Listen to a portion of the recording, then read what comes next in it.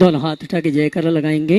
बोले देवादिदेव श्री आदिनाथ भगवान की जय जय जय। देवादिदेव श्री महावीर भगवान की जय जय जय। संत शिरोमणि गुरुवर आचार्य श्री विद्यासागर जी महाराज की जय जय जय। नवाचार्य श्री समय सागर जी महाराज की जय जय जय। गुणायतन पीड़िता शंका समाधान भावना एक प्रवर्तक जन जन के संत प्रखर वक्ता बोले परम पूज मनीष श्री 160 प्रमाण सागर जी महाराज की जय जय जय। मुनिवर श्री निर्वेक सागर जी महाराज की जय जय जय। मुनिवर श्री संधान सागर जी महाराज की। झीलों की नगरी भोपाल के श्री महावीर दिगंबर जैन मंदिर कोफेजा से हम और आप टीवी चैनल का बहुचर्चित विश्वविख्यात शंका समाधान के कार्यक्रम में हम और आप अपनी शंकाओं का समाधान प्राप्त करें। उसके पूर्व जनवाणी चैनल के माध्यम से जो इस कार्यक्रम को घर में बैठ के देख सुन रहे हैं उन सभी का और यहाँ पर उपस्थित समस्त श्रावक श्राविकाओं का पंचायत सभा भोपाल के साथ साथ श्री महावीर दिगंबर जैन मंदिर कमेटी को प्रजा हार्दिक अभिनंदन स्वागत करता है। चलते हैं प्रतिदिन की भांति परम पूज मुनिवर के श्री चमनवान करते हुए आशीर्वाद प्राप्त करेंगे और निवेदन करेंगे। शंका समाधान के कार्यक्रम के लिए दोनों हाथ जोड़ेंगे, बोलेंगे हे मुनिवर नमोस्तु, हे गुरुवर नमोस्तु, हे मुनिवर नमोस्तु। और आइए गुरुवर के आशीर्वाद से हम और आप अपनी शंकाओं का समाधान प्राप्त करें। निवेदन करेंगे परम पूज मुनिवर संधान सागर जी महाराज के माध्यम से आगे के कार्यक्रम के लिए दोनों हाथ उठा के जयकार लगाएंगे। बोले परम पूज मुनिवर प्रमाण सागर जी महाराज की। चलते हैं गुरु चरणों में और नमोस्तु निवेदित करते हुए प्रथम प्रश्न के लिए मैं यहाँ पर आवाज दे रहा हूँ। प्रीति जैन सेल कोए फिजा और उसके बाद में तैयार रहेंगे अपने बीच में मिर्जापुर से गुणायतन के शिरोमणि संरक्षक विकास आशिका जैन। विकास जी शिरोमणि संरक्षक और उनके साथ में ही बुढ़ार से मनीष जी नंदिता जैन जो संरक्षक गुणायतन के हैं वे भी एक प्रश्न अपनी ओर से करेंगे। नमोस्तु महाराज, नमोस्तु महाराज, नमोस्तु महाराज। महाराज जी मिर्जापुर में मंदिर जी में धर्मशाला का निर्माण हो रहा है, तो क्या हम लोग उसको वैवाहिक कार्यक्रम या कोई पार्टी वगैरह दे सकते हैं, देना चाहिए या नहीं? देखिए धार्मिक परिसरों में यदि कोई इस तरह के भवन आदि होते हैं और वहाँ अपने सामाजिक कार्य करते हैं तो देने का निषेध नहीं, बशर्ते वह हमारी धार्मिक और सामाजिक परंपराओं के अनुकूल हो। आपने धर्मशाला दी, विवाह का कार्यक्रम हुआ, रात में होगा, रात्रि भोजन होगा, अन्य प्रकार के अनाचार होंगे, तो ये काम कतई उचित नहीं हो। अगर इन शर्तों के साथ देते हैं कि सारी सारे कार्य जैन परंपरा के अनुकूल होंगे, दिन में होंगे, रात्रि में नहीं होंगे, तो इसे स्वीकार किया जा सकता है। हम लोग यही करेंगे। हाँ, बहुत बढ़िया। आशीष। नमोस्तु गुरुदेव, नमोस्तु गुरुदेव, नमोस्तु गुरुदेव। गुरुदेव एक कहावत है कि सुनो सबकी करो मन की, तो हमें अपने मन की कब करना चाहिए और कब नहीं करना चाहिए? मन की करना चाहिए, मनमानी नहीं करना चाहिए। मन की करना और मनमानी में बड़ा अंतर है, समझ गया? समझो इसको, बहुत अच्छा सवाल। सुनो सबकी करो मन की, इसका अर्थ क्या है? कोई भी बात करे उसे समझो, सुनो, समझो, मंथन करो और जो सर्वानुकूल हो, सर्वोपयुक्त हो वो करो। ये सुनो सबकी करो मन की।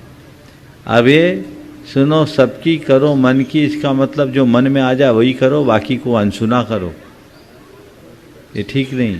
फिर मन की करो ही नहीं, मन की करवाओ भी, तो ये मनमानी, ऐसा उचित नहीं। हाँ। नमोस्तु महाराज जी, नमोस्तु, नमोस्तु महाराज जी। महाराज जी दान और सहयोग में क्या अंतर है? वो दोनों तो एक ही श्रेणी में आते हैं महाराज जी। देखिए, दान और सहयोग सामान्य रूप से देखा जाए तो एक सा दिखता है, लेकिन गहराई से विचार करें तो अंतर होता है। दान पात्र को दिया जाता है और सहयोग अपनों को दिया जाता है। किसी के अनुग्रह की भावना से, स्वपर के हित के भाव से जो दिया जाता है उसको बोलते हैं दान। अनुग्रहार्थम स्वस्याति सर्गो दानम।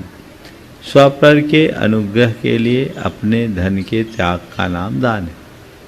पर सहयोग किसी को आगे बढ़ाने के लिए, समर्थ बनाने के लिए आवश्यक सहयोग देना, ये सहयोग कहलाता है। अब अगर कोई अपने भाई को देता है तो भाई को दान नहीं होगा, भाई को सहयोग होगा। साधर्मी के लिए दान नहीं, ये सहयोग होगा।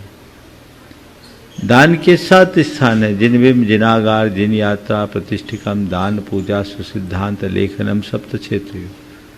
मंदिर आदि में जो देंगे वो दान हो, चतुर्विध संघ के लिए जो देंगे वो दान होगा।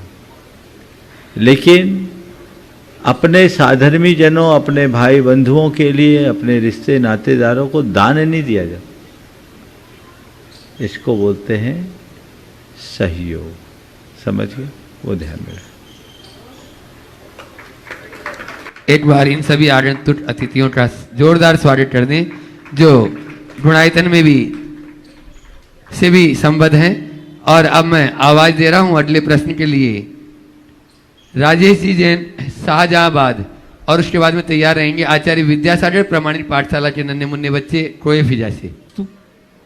महाराज श्री, मेरा प्रश्न ये है कि कहते हैं कि हम सब महावीर की संतान हैं, लेकिन हमारे अंदर महावीर जैसा एक भी गुण नहीं, ऐसा क्यों महाराज श्री?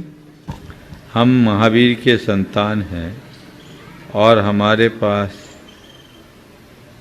महावीर के कोई गुण नहीं, ऐसा हम क्या करें?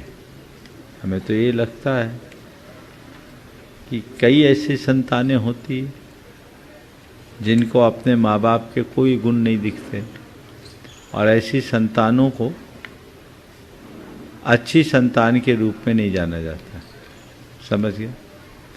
संतान अनेक होते हैं, वे संतान ही संतान पने को सार्थक बना पाते हैं जिनमें अपने माता पिता के कोई लक्षण दिखते हैं और जो अपने आचरण और व्यवहार से अपने जन्मदाता का गौरव बढ़ाते हैं। इसके विरुद्ध जो अपने जन्मदाता के गौरव को खंडित करते हैं वे कुसंतान के रूप में जाने जाते हैं। आपने जो सवाल किया है, ये सवाल हर महावीर के अनुयायी को करना चाहिए, अपने मन से पूछना चाहिए कि हम महावीर के संतान तो कहला रहे हैं, महावीर के गुण मेरे अंदर कुछ है या नहीं? यदि है तब तो सुसंतान की श्रेणी में आएंगे, बाकी कुसंतान में अपने मुंह से कहना नहीं चाहूँगा। और मैं यही मानता हूँ यहाँ जितने हैं सब भगवान महावीर की संतान नहीं है, सब के सब भगवान महावीर की सुसंतान है और सब में भगवान के गुण प्रकट हो, ऐसी सद्भावना मैं सबके प्रति रखता हूँ। स्थानीय यहाँ कोएफिजा से आचार्य विद्यासागर प्रमाणित पाठशाला के नन्हे मुन्ने बच्चे, और उसके बाद में आज अपने बीच में इम्फाल से गुणायतन ट्रस्टी पंकज जी डॉली जैन, वे अपना प्रश्न करेंगे। महाराज जी के चरणों में नमोस्तु नमोस्तु नमोस्तु, इच्छामि इच्छामि इच्छामि। महाराज जी, हमारा यह प्रश्न है कि हमें गुरु कैसे बनाना चाहिए और क्यों बनाना चाहिए? बहुत अच्छा सवाल है। ये सवाल बच्चों ने पूछा, इससे और प्रसन्नता है। देखो, जैसे नाव चलाते हैं, गहरी नदी हो और कोई नाव चलाए और ऐसा व्यक्ति नाव पर सवार हो जिसको नाव का कोई एक्सपीरियंस नहीं है, तो क्या होगा? नाव डूब जाएगी। तो उसमें क्या करना पड़ता है? किसी नाविक का सहारा लेना पड़ता है। किसका लेना पड़ता है? नाविक। और नाविक कैसा नाविक? जो बड़ा कुशल हो, जो बहुत स्किल्ड हो।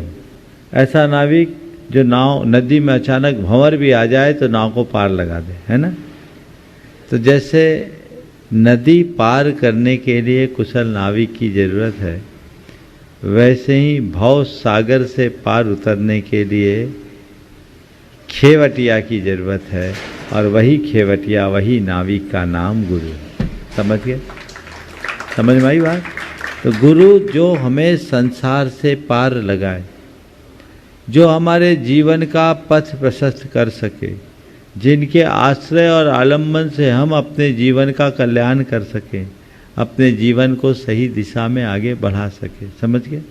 तो गुरु मोक्ष मार्ग में हमें सही रास्ता बताते हैं। समझ गए? तो ये रास्ता बताने वाले ऐसे रास्ते पे हम चल रहे हैं जिसका हमें कोई अतः ही पता नहीं है। भटकने की संभावना है कि नहीं? अनजान रास्ते में, और अनजान रास्ते में जाएंगे, भटक जाएंगे, और उस समय हमें कोई जानकार मिले, ऐसा व्यक्ति जो उस रास्ते से आता जाता है, जिसको उस रास्ते का अनुभव है, तो हमें रास्ते में कोई खतरा होगा क्या? बोलो, नहीं होगा। तो हम जिस मोक्ष की डगर पर चल रहे हैं, मोक्ष रास्ते के मार्ग पर चल रहे हैं, इसका हमें कोई एक्सपीरियंस ही नहीं। उसका एक्सपीरियंस किसको है? गुरु को है। तो गुरु कहते, देख बेटा घबरा नहीं, मैं भी इसी रास्ते पे चलता हूँ, कोई कठिनाई नहीं है, तू घबरा रहा है, चलेगा तो इससे ज़्यादा आनंद और कहीं नहीं आए। समझ गए? तो गुरु वो है जिनसे हमारे मन में मोक्ष मार्ग की प्रेरणा मिले, जिनके संपर्क में आने पर हमारे अंदर सम्यक्त का प्रकाश हो, जिनके संपर्क में आने के बाद हमारे अंदर ज्ञान प्रकट हो, जिनके संपर्क में आने के बाद हमारे मन में संयम का अनुराग जागे, वो गुरु। साहस बढ़े, संबल बढ़े, वो गुरु। इसलिए हम गुरु का आश्रय लेते हैं। समझ गए? बिना गुरु के जीवन का उद्धार नहीं है। इसीलिए कहा जाता है, जिसका कोई गुरु नहीं उसका जीवन शुरू नहीं। समझ गए? इसलिए गुरु की ज़रूरत तो सबको है, और सबको गुरु का आश्रय लेना चाहिए। अब सवाल है, गुरु किसको बनाए? चाहे जिसको गुरु नहीं बनाया जाए, गुरु वही है जिसके अंदर गुरुत्व का गौरव है। समझ गए? जो दुनियादारी से मुक्त है, जो 5 इंद्रिय के विषय कषाय भोग विलास से मुक्त है, धन दौलत आरम सारम दुनियादारी से जो रहित है, जो ज्ञान ध्यान तप में लीन है, वो गुरु कहलाने योग्य। समझ गए? तो गुरु जो खुद अध्यात्म को जीते हैं और अध्यात्म का रास्ता बताते हैं, उनको गुरु बनाना चाहिए। और एक बार जिनको गुरु बना लिया, उनको अपने सिर पर बिठा के रखना चाहिए। कहा जाता है, गुरु को सिर पर राखिए, चलिए आगे आज्ञा माही, कहत कबीरता दास को 3 लोक भय नाई। गुरु को सिर पर रखो। सिर पर रखो मतलब सिर पर बिठा दो। सिर पर रखने का मतलब है उनको अपने जीवन का सबसे ऊंचा आदर्श बनाओ और उनकी आज्ञा में चलो। उनके द्वारा कोई भी बात कही जाए तो उसे अपने लिए हितकारी मानो। अगर गुरु की बात को मान करके चलोगे तो कभी भटकोगे नहीं। आम व्यक्ति के अनुभव में और गुरु के अनुभव में बड़ा अंतर होता है। गुरु जो चीज़ों को जानते समझते हैं, वो उनकी तप साधना से परिष्कृत होता है, तो उनके रास्ते को अच्छा बना देता है। इसलिए गुरु बनाना चाहिए और गुरु का चुनाव बहुत अच्छे से करना चाहिए। ठीक है? ऐसे ही गुरु भक्त परिवार आज इम्फाल से अपने बीच में यहाँ गुरुदर्शन के लिए पंकज जी, डॉली जैन जी गुणायतन के ट्रस्टी भी जोरदार तालियों से उनका सम्मान कर दें और वो अपना प्रश्न करें। उसके बाद में तैयार रहेंगे जो अहरनिश गुरु भक्ति में ही लगे रहते हैं। और ऐसा नहीं, घर में सब कुछ है और गुणायतन से भी संबद्ध हैं। ऐसे विवेक भाई जो गुणायतन के ट्रस्टी हैं, अक्षय जी गुणायतन, धैर्य, मनु जैन, ये लोग एक प्रश्न करेंगे। सभी युवा वर्ग। गुरुदेव के श्री चरणों में हमारा बारंबार बारंबार बारंबार नमोस्तु नमोस्तु नमस्ते। गुरुदेव, जब हम पंचम गति की प्राप्ति के लिए जब हमको सभी कर्मों से छुटकारा पाना है, तो फिर हम अच्छे कर्मों का आश्रय क्यों नहीं रोकते हैं? बहुत सुंदर है। आज सुबह का प्रवचन ही मैंने इसी विषय में दिया कि हमें तो सब कर्मों से मुक्त होना है, तो अच्छे कर्मों से छुटकारा क्यों नहीं पाते? देखो, जब तक हमारे अंदर प्रवृत्ति है तब तक कर्म है। हमारी चेतना की 2 स्थितियां होती है, एक प्रवृत्ति की, एक निर्वृत्ति की। निर्वृत्ति ध्यान की अवस्था है, वहाँ कोई क्रिया नहीं। समझ गए? वहाँ आत्मा में लीनता है।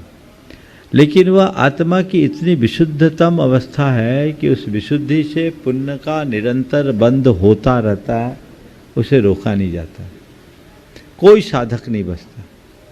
लेकिन पुण्य की एक विशेषता है, पुण्य हमारे रास्ते में बाधक नहीं बनता है, वो अपना काम करता है और चला जाता है, वो हमारे लिए सहायक होता है, बाधक नहीं।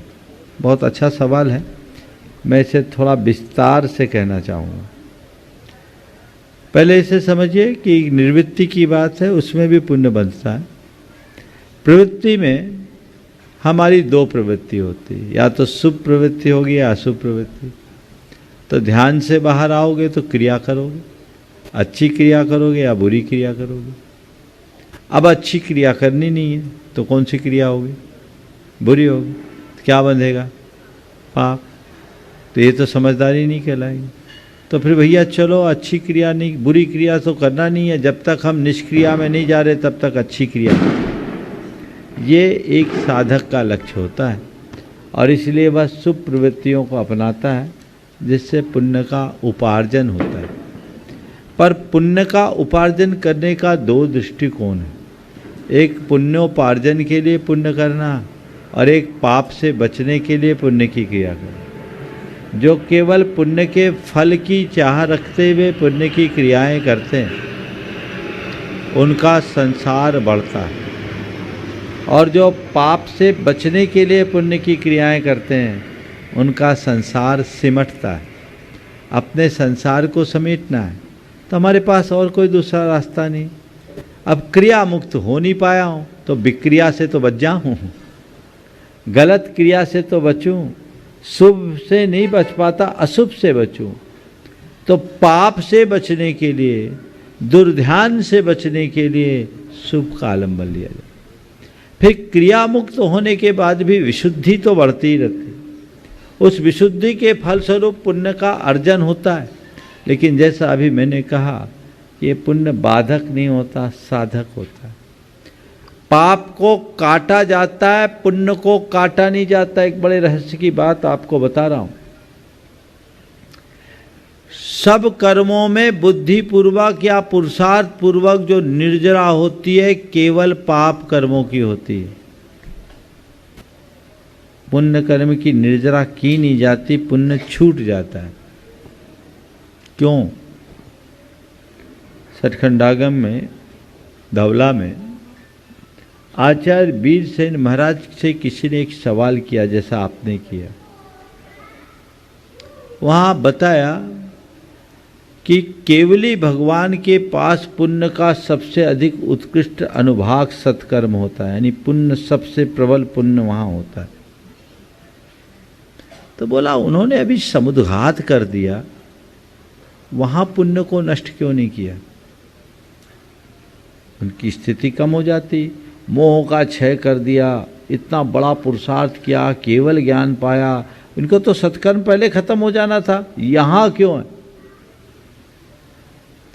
तो बहुत बड़े रहस्य की बात कही, जिस पर आप सबको ध्यान देना चाहिए।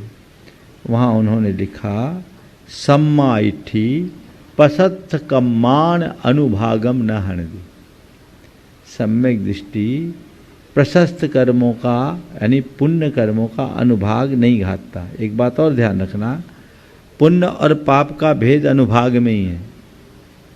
प्रकृति तो पुण्य और पाप रूप रहती है, लेकिन घात किसका किया जाता है? अनुभाग का। स्थितियां सब कर्मों की पाप रूप मानी जाती, तीन आयु को छोड़कर। तो यहाँ कहा गया, मैं तो आपके, ये तो सैद्धांतिक शब्द है, मूल शब्दों में कहूँ तो मैं कह सकता हूँ कि सम्यक दृष्टि पुण्य का घात नहीं करता, ऐसा उन्होंने लिखा। क्यों नहीं करता?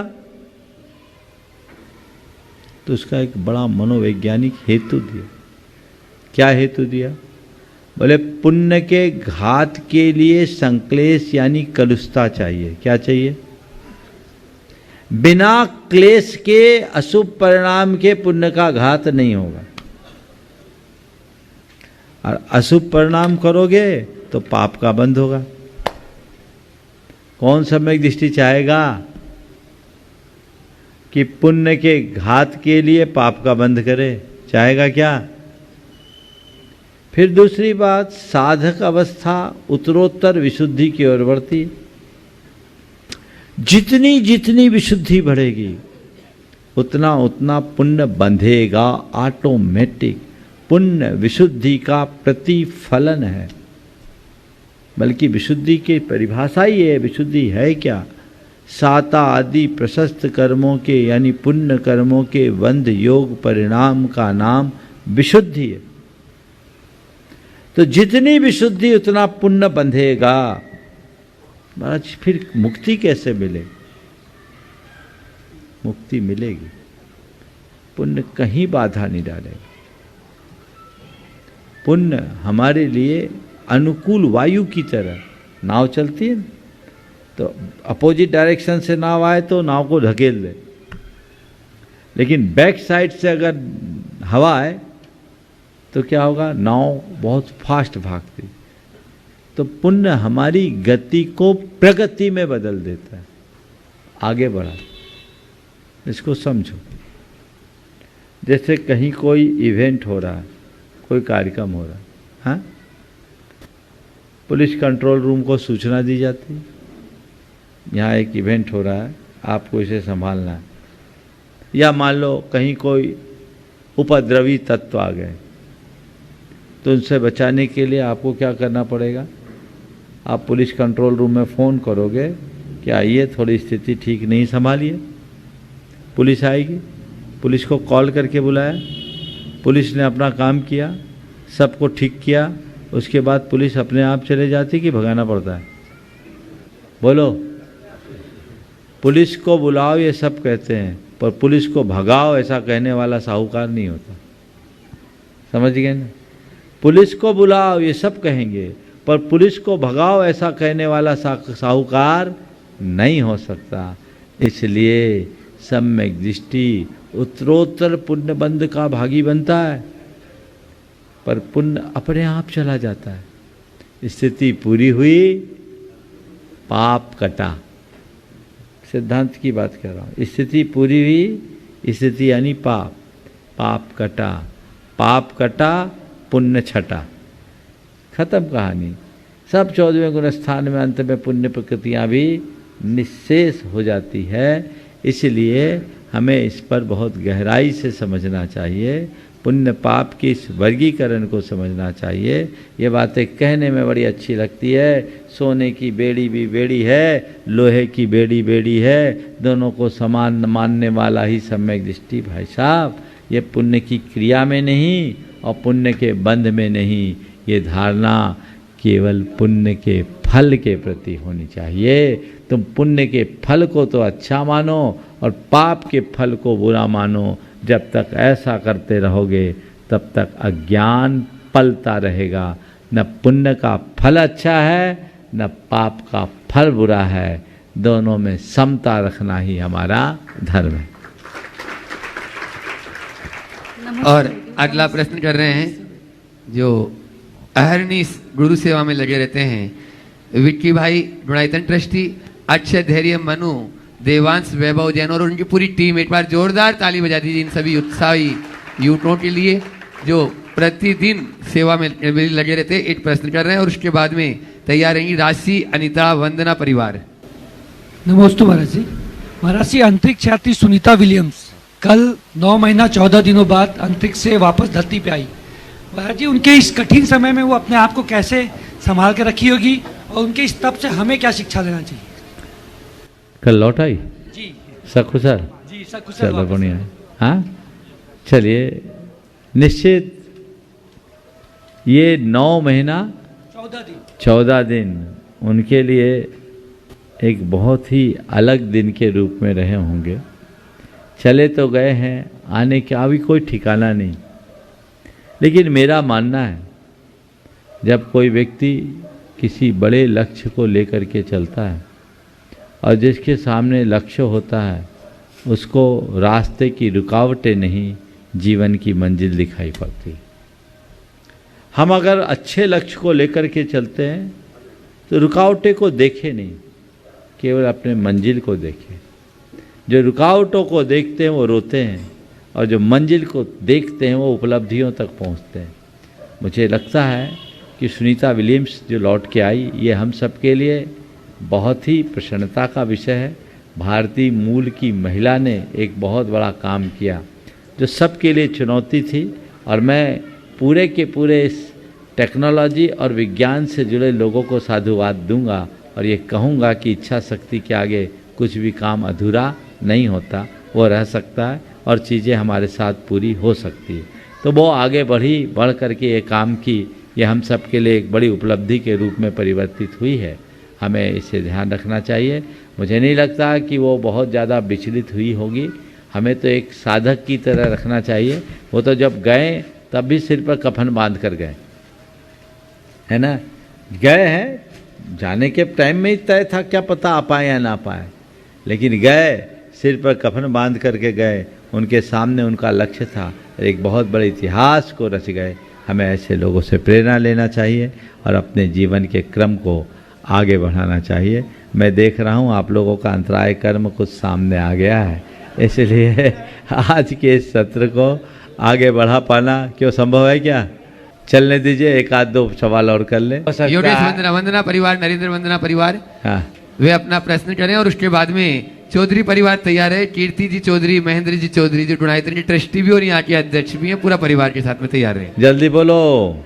महाराज जी, जब भी हम कोई कार्य करते हैं पहले ही सोचने लग जाते हैं कि लोग क्या सोचेंगे, ये सोचने लग जाते हैं कि ये लोग गलत मानेंगे हमको, तो हम ऐसा क्यों सोचते हैं पहले ही? देखिए, कोई भी कार्य करे तो उसका परिणाम क्या होगा ये सोचना तो ठीक है, लेकिन इसमें को लेकर के नकारात्मक सोचना कतई अच्छी बात नहीं है।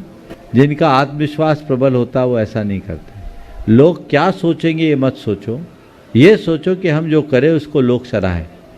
ऐसा काम हो जिसको देखकर लोग भी आश्चर्यचकित हों, और पूरे लगन निष्ठा के साथ जब हम ऐसा काम करते हैं तब उसका परिणाम सुनिश्चित तौर पर अच्छा हो। चलिए। महेंद्र जी कीर्ति चौधरी गुणायतन ट्रस्टी और यहाँ के अध्यक्ष भी हैं, और उसके बाद में तैयार रहेंगे हाँ, सुबोध जी जैन जो गुणायतन ट्रस्टी हैं और नगर निगम भोपाल से। नमोस्तु महाराज जी, वंदामी चुल्लक जी। गुरुवर, बहुत बहुत प्रणाम के साथ मेरे मन की एक शंका है जिसका समाधान मैं आपसे चाहती हूँ। हाँ।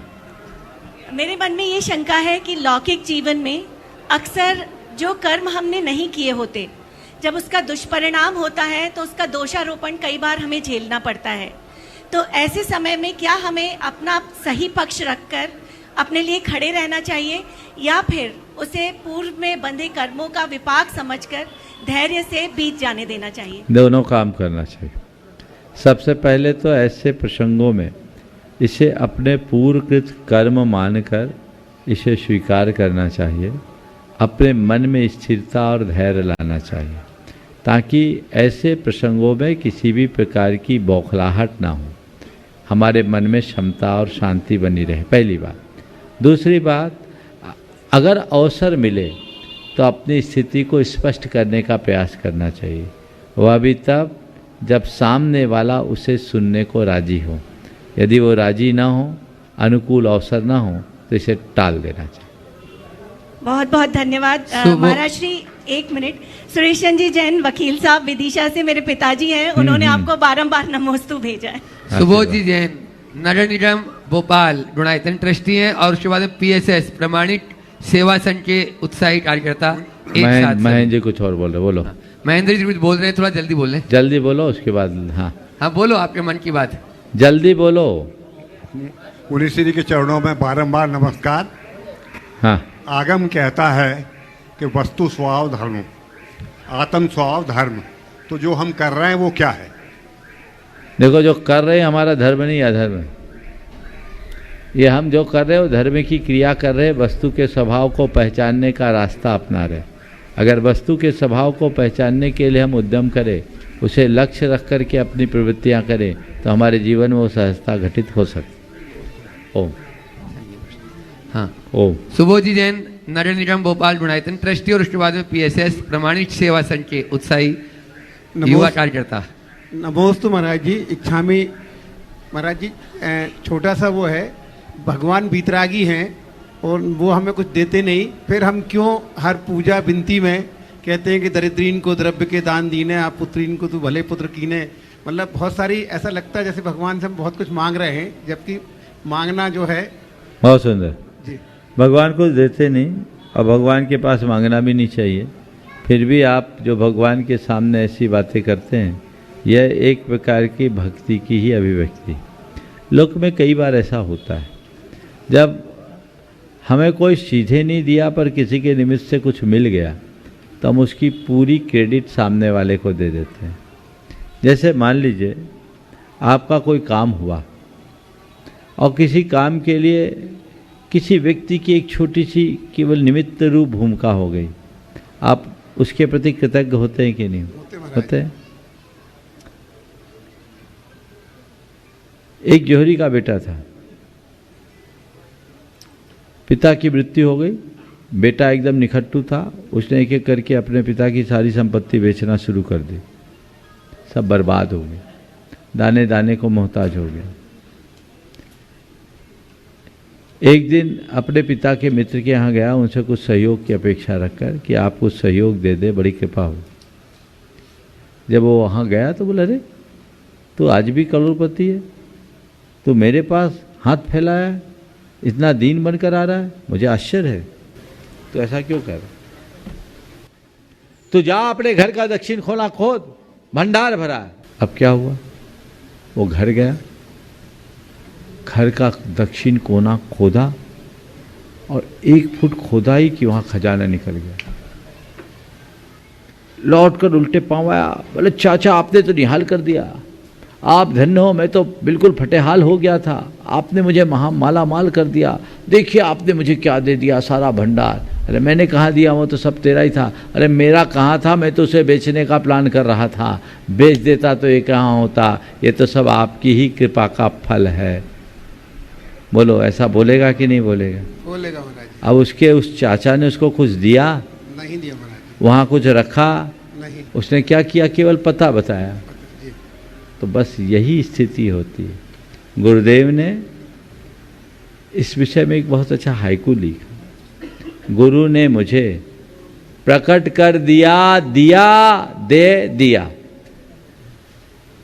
गुरु ने मुझे प्रकट कर दिया, दिया दे दिया। एक दिया दे दिया जो मेरे भीतर था, मुझे उसका प्रकाश दिख गया, उसके प्रकाश में वो सब कुछ मुझे दिख गया, वो मुझे प्राप्त हो गया। तो ऐसी ही दृष्टि अपने अंतर मन में अगर हम जगा लें तो हमारे जीवन का काया पलट निश्चित है। तो भगवान से भी, भगवान देते नहीं, मिल जाता है तो हम कहते हैं भगवान आपने ही तो दिया है, ये सब आपका ही तो है। ये भक्ति के उद्गार है, वस्तु का स्वरूप नहीं। स्मार्ट सिटी टीटी नगर से प्रामाणिक सेवा संघ के ये उत्साही कार्यकर्ता एक प्रश्न कर रहे हैं और उसके बाद में लाल जाटी जैन नगर से प्रियेश निमेश जैन लाल जाटी तैयार है।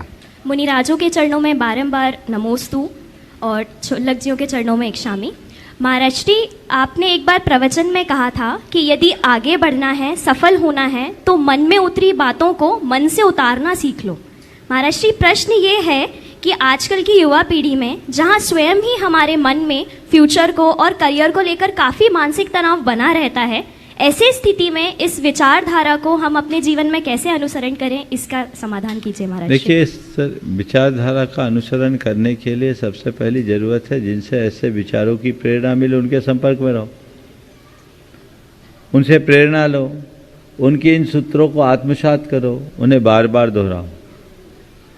जब तक आप अपने आप को अध्यात्म से नहीं जोड़ेंगे, स्टेबिलिटी नहीं आएगी, स्थिरता चाहिए, ताकि आप अपने इनर मैनेजमेंट को अच्छा कर सकें, अपने इमोशंस पर कंट्रोल कर सकें।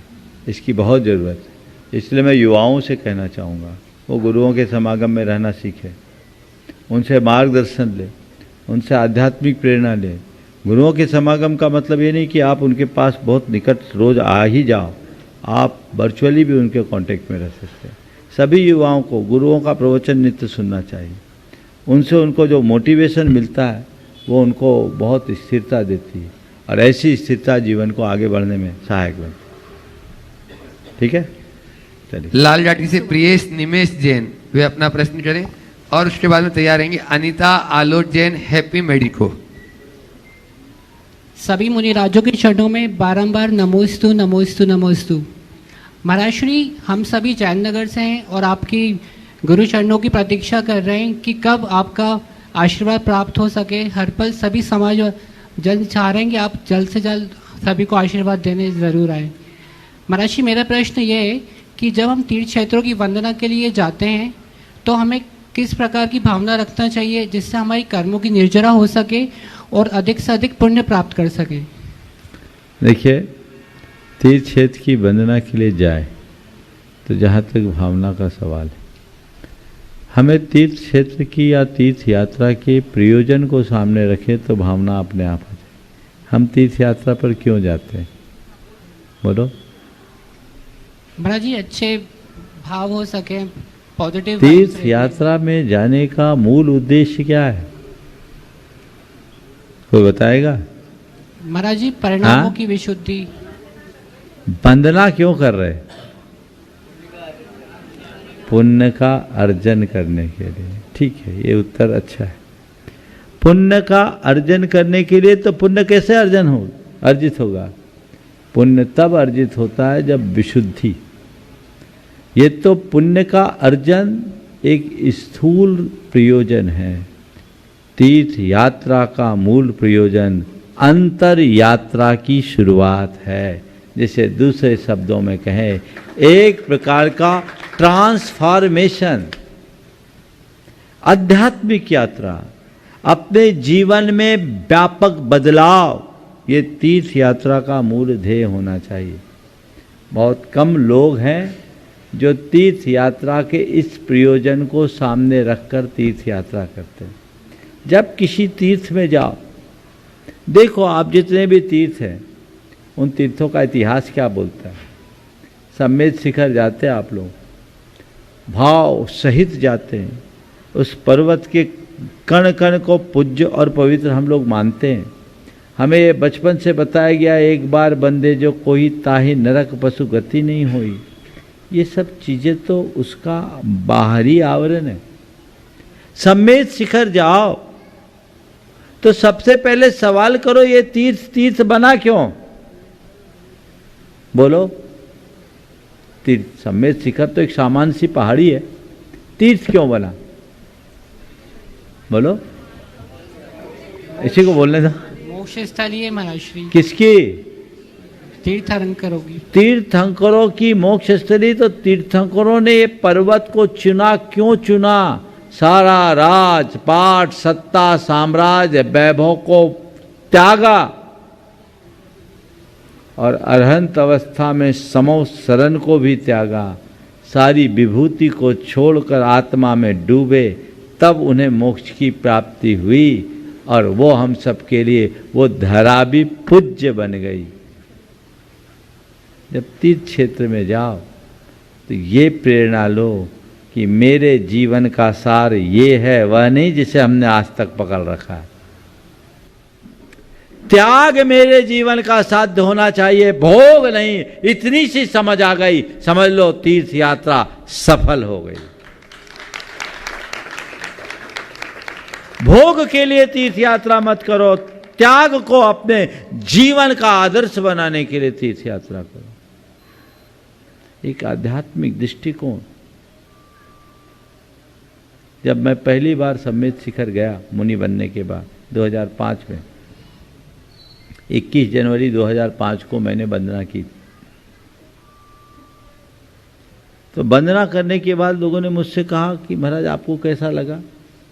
वहीं पर पूछ लिया। मैंने कहा जब तक पहुंचा नहीं था तब तक आतुरता थी, अब आ गया तो आकुलता हो रही।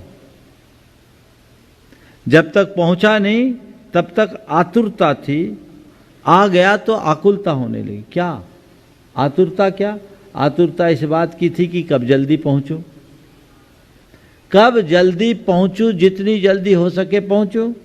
आकुलता किस बात की?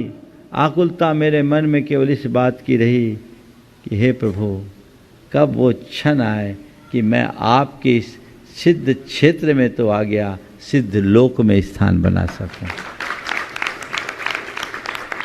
ये साइन है तीर्थ यात्रा का। आप सब जितने भी तीर्थ यात्रा करते हो, मुझे तो लगता आजकल तीर्थ यात्रा कम, रिलीजियस टूरिज्म ज्यादा है।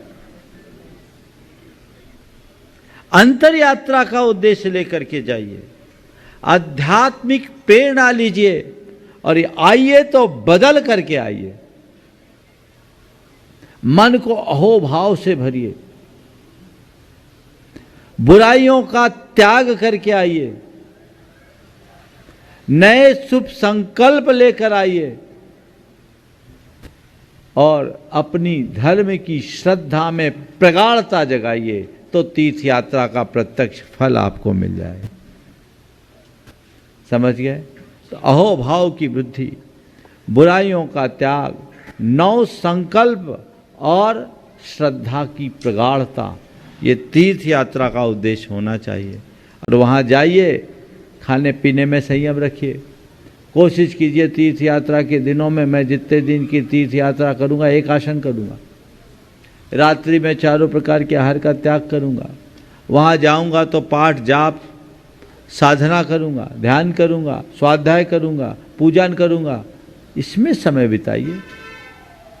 आप लोग तीर्थ यात्रा में जाते हो, तीर्थ में जितना समय उससे ज़्यादा तो कमरों में रहता है, और आजकल तो प्राय तीर्थ क्षेत्रों में आपके कमरों में भी टीवी लग गई, सो वहाँ भी वही कार्यक्रम चलता है जो घर में करते हो।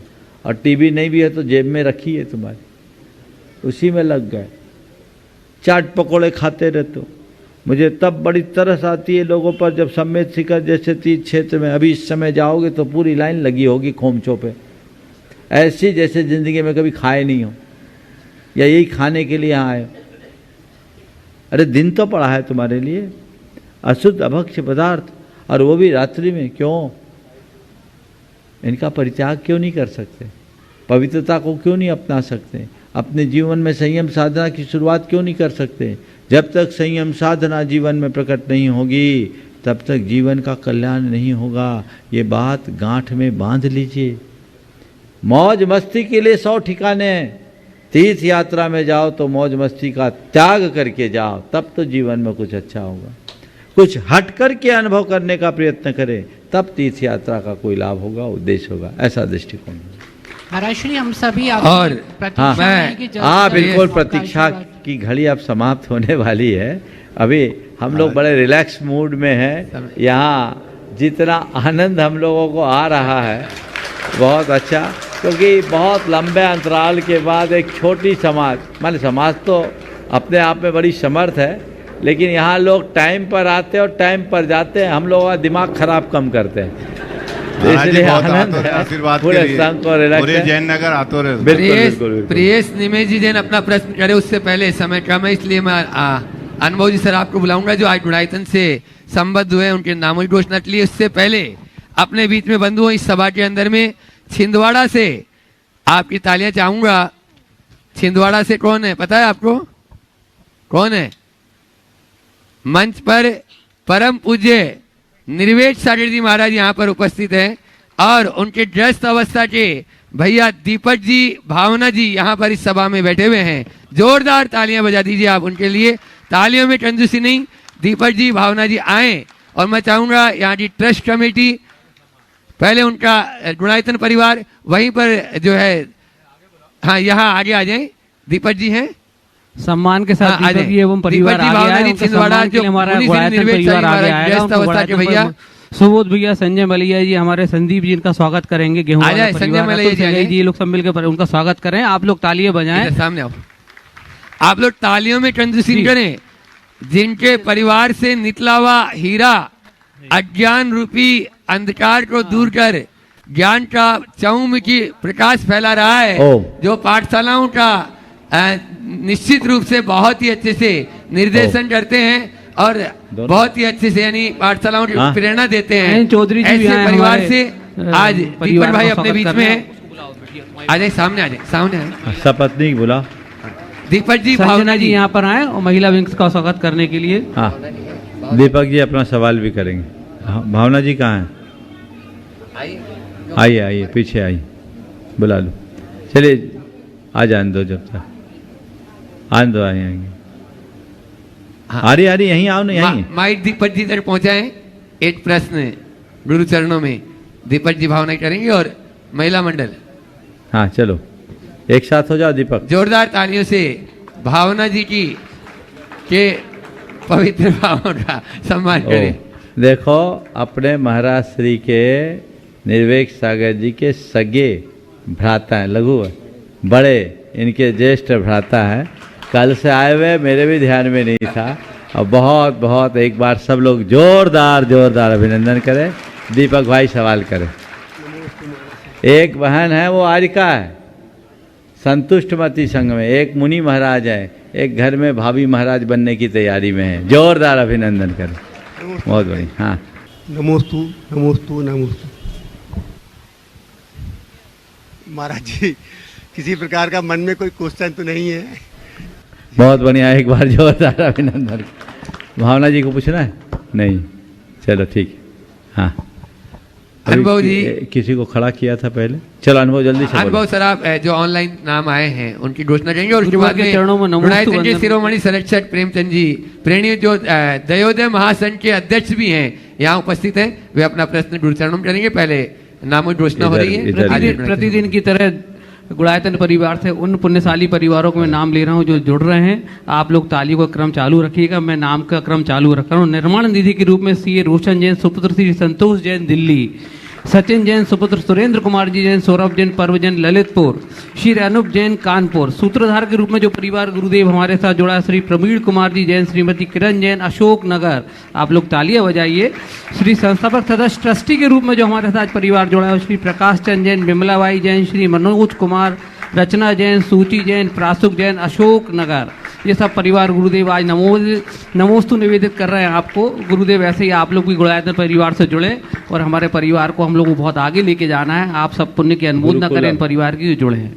अब हमारी ये योजना गुरुदेव की श्री विद्या प्रमाण गुरुकुलम जो चल रही है, उसकी हम लोगों ने आपको बताया, पहले भी निवेदित किया है कि हम लोग उसमें मेधावी छात्रों को उच्च शिक्षा, उच्च व्यवहार, उच्च संस्कार के साथ शिक्षित करेंगे, ऐसी हमारी भावना है। उसमें हमारी ये योजना चल रही है, उसमें हमने 50 मेधावी छात्रों को हमारे गुड़ायतन परिवार और सारे ही लोगों ने उनको अडॉप्ट किया हुआ है। हम उनको शिक्षा मित्र के रूप में, विद्या मित्र के रूप में साथ में।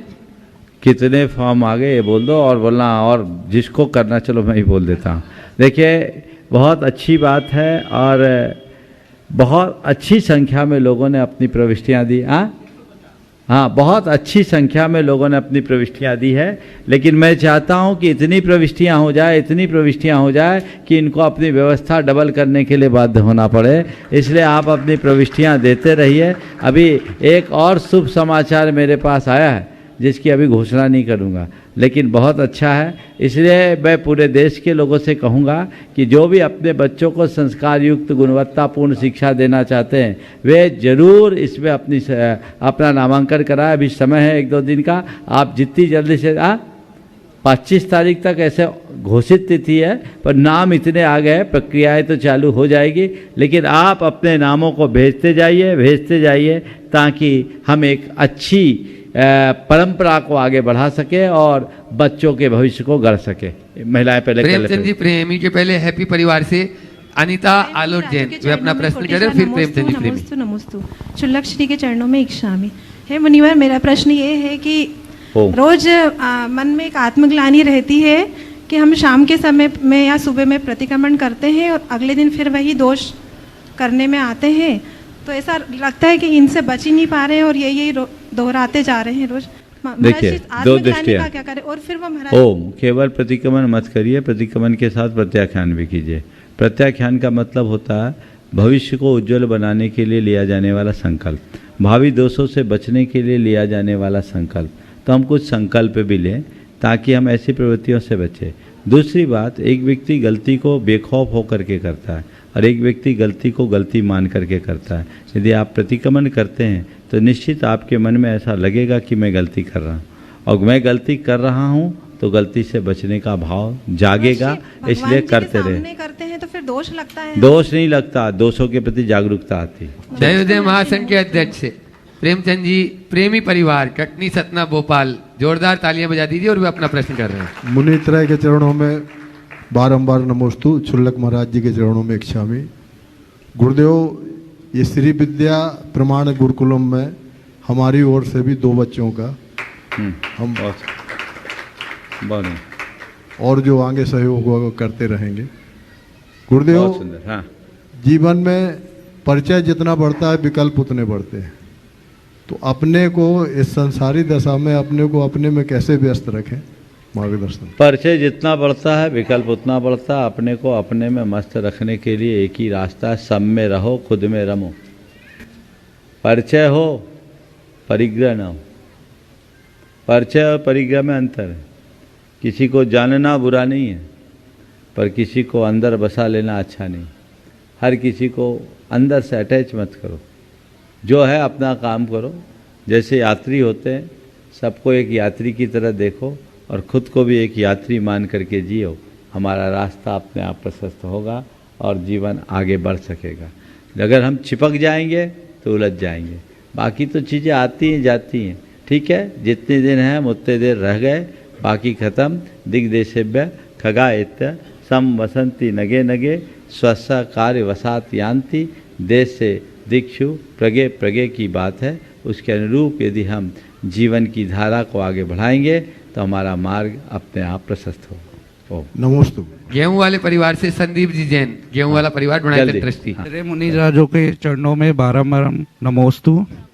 महाराज जी, मेरे मन में ये जिज्ञासा है कि एक मनुष्य को अपना जीवन किस प्रकार से जीना चाहिए कि वो अपना खुशी से आनंद पूर्वक और सत्कर्म करते हुए अपने व्यक्तित्व को प्रभावशील बनाते हुए जी सके और साथ में भविष्य की भी पर्याय की भी अच्छी व्यवस्था कर सके। सवाल आपने इतना बड़ा पूछा है और आखिरी गेंद में पूछा है, समय नहीं है। मैं समझता हूँ इस सवाल तक ही सब कुछ समाप्त होने को है, फिर भी आपने पूछा है तो मैं इसका एक लाइन में उत्तर दूंगा कि एक मनुष्य को अपना जीवन इस तरह से जीना चाहिए कि यहाँ से जाने के बाद दुनिया के लोग उसे कभी भूल ना सके, हमेशा याद कर सके। हमारे कृत्यों और व्यवहार के आधार पर उसको जान सके, जीवन को आगे बढ़ा सके। समय आप सबका हो गया। महाराज जी, इसको विस्तार में मतलब आप प्रवचन इस में प्रश्न को लंबित रखो, अवसर पर देंगे। आज समय हो गया। इस छोटे से बच्ची का एक सवाल कर लो। किसका सवाल? नाम बोल दो, नाम बोल दो, बोल दो, बोलो बोलो बोलो। कहाँ ओजस कौन है? आजा, वो आगे आगे। हाँ, ओजस, ओजस है क्या? जाओ तुम उसके साथ जाओ। तो पाठशाला में रहना था ना, प्रमाणित पाठशाला में। हे महाराज जी, जाओ बेटा जाओ जाओ जाओ जाओ जाओ। बोलो बोलो बोलो बोलो। हाँ, हे महाराज जी, नमोस्तु महाराज जी। ओम। मेरा प्रश्न ये है कि मैंने आपसे संस्कार कराया था, आप ही मेरे गुरुजी हो, और मैं अपना आगे का जीवन कैसे करूं, अपने पूरे जीवन में कैसे संस्कार भरूं। बस अपनी माँ से इतना बोलो। बहुत अच्छा सवाल है। ये सवाल तो फिर पूछो तो ज़्यादा अच्छा रहता, लेकिन चूक गया, इसका नंबर नहीं आया। पर मैं इतना ही कहता हूँ, माँ से बोलो, माँ गुरु से एक बार संस्कार तो मुझे मिल गया, अब ऐसा संस्कार दो कि मैं अपने जीवन को इतना आगे बढ़ाऊं कि गुरु से दीक्षा संस्कार करा सकूं और अपने जीवन को आगे बढ़ा सकूं। समय हो गया, यहीं पर विराम। बोलिए परम पूज्य आचार्य गुरुवर श्री विद्यासागर महाराज।